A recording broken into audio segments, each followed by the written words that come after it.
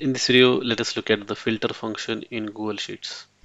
So with filter function, what you can do is that you can filter the data. For example, let us say you have got this data set, and from this records or data set, we want to get specific records that match certain conditions.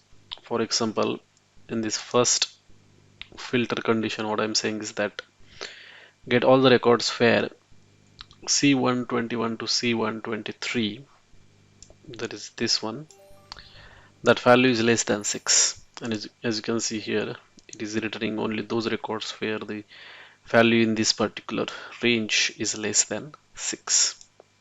And here is our function.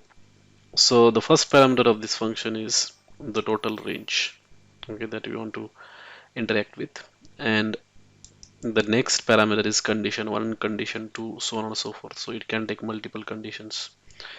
So here I have given one condition which says that in the first column the value has to be less than 6, and that is what it has returned. Okay.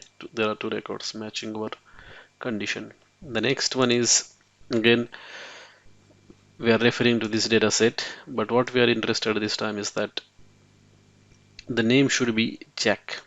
So I'm interested only in that record where name is Jack. So this is how you can write this filter function, and the condition in that D121 to D123, that is this particular column, the name has to be Jack, and you can see that it has written only that record. That's it. It's very useful function. It's just like a SQL query. Thanks for watching.